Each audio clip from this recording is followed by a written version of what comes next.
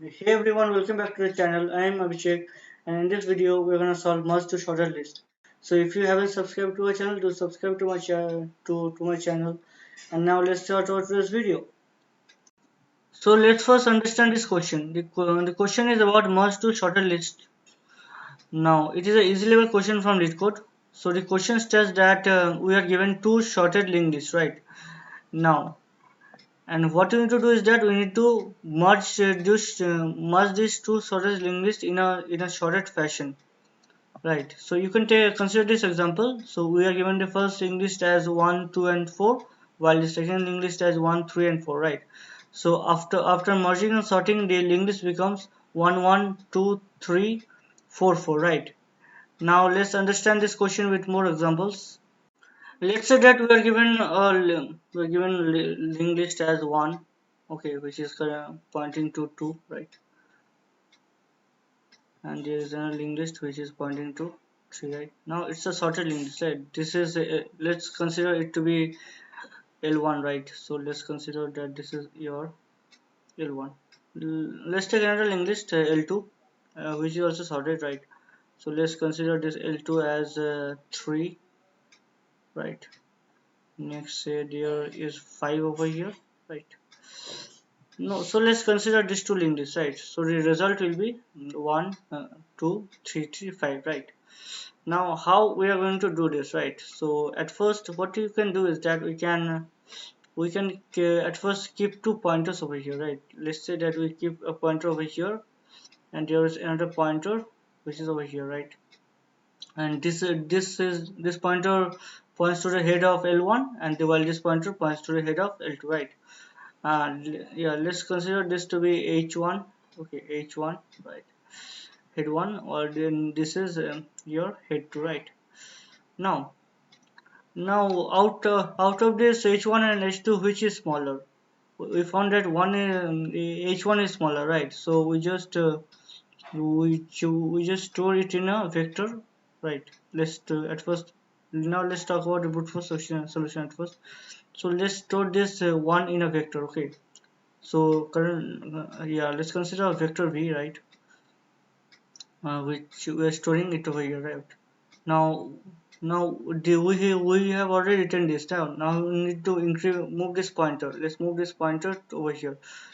Now our h1 is over here. Now between 2 and 3, which one is smaller? Of course, 2 is smaller, right? So next we need to store 2 to our vector, right?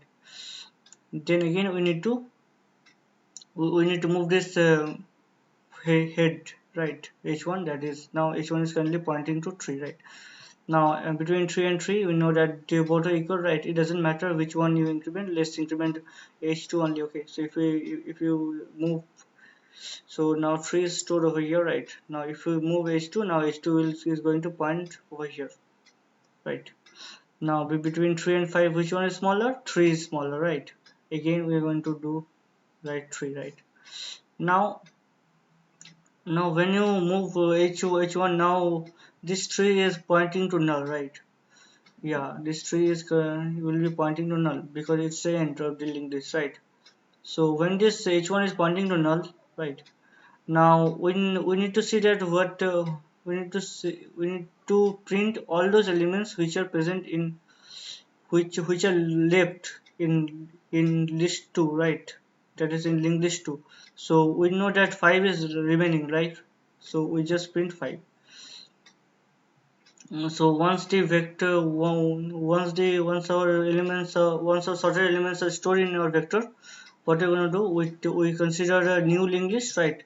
Yeah, let's say a new linked list. We consider new linked list. We may, yeah, and we are going to store each of the elements in that new linked list, right? Now the time complexity for this algorithm is bigger of m plus n, because we are traversing through both the linked list, right? So let's say that we have a L1, the number of elements present in L1 be m, right? And while that of L2 be n, right? So now we are traversing through both the linked list, so it is it is m plus n, right? While the space complexity, since we are using a vector over here, right, and in this vector we are storing the combination of the two linked lists, right? So we are storing m plus n number of elements, right? And hence the space complexity is also m plus n. Now let's talk about the optimal solution. So in the optimal solution, let's consider these two linked lists right over here. Now, in this optimal solution, what we're going to do? We're going to reduce this space complexity, right? Let's see how we can reduce it, right? So let's take a head. Okay, this is a final head, right? Now let's consider head, right? This is a final head which is going to be which we are going to return right from the function. Now let's take a head one over here, right? H1, which is currently pointing to L1, and let's consider this to be H2, right? Now this is currently pointing to L2, right? Now, between 1 and 3, we know that 1 is smaller, right? Now what we're going to do is that we are going to store this head, we're going to initialize this head as H1, right? Now this will be the head of a sorted linked list, right? Now, we're going to have another pointer, right? Which will be acting as a temporary pointer, right? Now we're going to initialize this ptr to head, right? So once we initialize this ptr to head, right, now this h1 will be pointing to 2, right? now again we're going to check whether between 2 and 3 which one is smaller. We know that 2 is smaller, right? Now we're going to make this ptr points to, right? Now this ptr dot next will be pointing to yeah, ptr dot next, let's say we have taken ptr dot next will be pointing to again our the current h1, right? That is the current h1 is going to point, right? That is this address, the address of 2. And next we are going to update this ptr, right? So now your ptr will be pointing to this ptr dot next, right? So we're going to write like ptr equals to ptr, right? Ptr dot next, right? So if you now ptr has moved one step ahead, right? Now ptr is currently pointing to h1, right, which is to this position, that is 2, right? now again we are going to move this h1, right? So once you move this h1, now h1 is currently pointing to 3, while h2 is also currently pointing to 3, right? So if you check the small which one is smaller, you will find that both are equal, so it doesn't matter which one you move. Let's move h2. So before moving h2, we need to make this ptr, yeah, make ptr dot next again, yeah, ptr dot next will be, yeah, ptr dot next will be pointed to h2 currently, okay? So again we are going to write this line, right? That is, we are going to move this ptr is equals to ptr dot next, right? Now we are going to move this h2 to over here, right? Now h2 is currently pointing to 5, while h1 is also pointing to 3, right? So if you see that which one is less, you will find that 3 is less, right? Since 3 is less, now again we are going to make this ptr dot next as to the position, to address of 3, right? Again we are going to update this ptr, and then we are going to move this h1. Now h1 is pointed to the null, right? That means there is no more elements present in this linked list. Now it doesn't. Now when this condition happens, we need to store whatever elements is remained, right? Is remaining in the linked list. We need to store.